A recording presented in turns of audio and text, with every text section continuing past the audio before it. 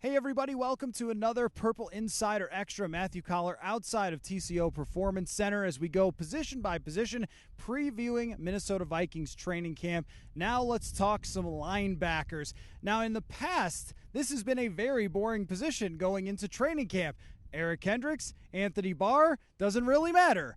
And those guys have had remarkable health records. They played the vast majority outside of 2020 when Anthony Barr got hurt. The competitions behind them have not been particularly exciting. You had Ben Gideon. Before that, it was Chad Greenway. And then Eric Wilson had that position pretty much locked down. Last year, they signed Nick Vigil. He was able to step in just fine. And we kind of shrugged and said, linebacker is fine for this defense. But this year, it's a little bit different. Now, the Vikings did choose to keep Eric Kendricks. There would have been interest around the league had they wanted to move on from him because of his age and his contract status. If they had wanted to create more cap space, they could have done that and moved on from Kendricks. Instead, they wanted to keep the all-pro linebacker to be a centerpiece of what Ed Donatel is doing, and they've got him a new partner, and that is Jordan Hicks. Now, Jordan Hicks started out with the Philadelphia Eagles, emerged as a very good player there, who was a part of a lot of splash plays, especially in coverage, was able to pick up quite a few interceptions as an Eagle,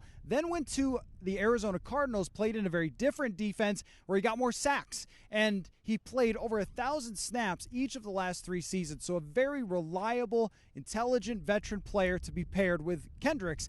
But the chemistry is hard to replace between Kendricks and Anthony Barr. So how quickly can Jordan Hicks and Eric Kendricks get on the same page? The other part of this, too, is that it's a new defensive system for Jordan Hicks and Eric Kendricks. They'll be learning it together under Ed Donatel. There's also the factor of how much does Ed Donatel want to play 2 linebackers or 3 linebackers, because it has become in vogue in the NFL to play more dime defense where you're having an extra safety out on the field. So that's our Jordan Hicks storyline. Now behind him, if either one of these players who have been very healthy throughout their careers should go down, or if the Vikings play 3 linebackers, which in a 3-4 defense, technically speaking, you're still not going to see 3 linebackers very often because other teams are usually playing lots of 3 wide receivers.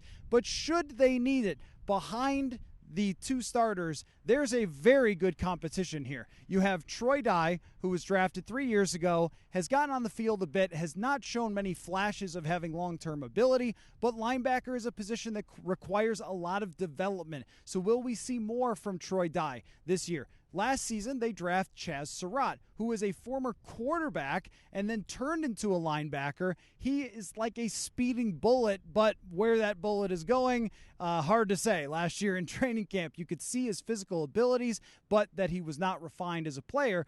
He's had an entire year to get that experience. Now will that show? And then the Vikings drafted in the 3rd round Brian Asamoah out of Oklahoma, a player that they view as being extremely versatile. And he's extremely undersized as well, only being listed around 226 pounds. That's more of what you would expect from a running back instead of a linebacker. But GM Kwesi Adolfo-Mensah said that he views Asamoah is kind of the modern player, the modern undersized linebacker, kind of like a Jeremiah Owusu-Koramoah from the Cleveland Browns, somebody who can play in a lot of different ways.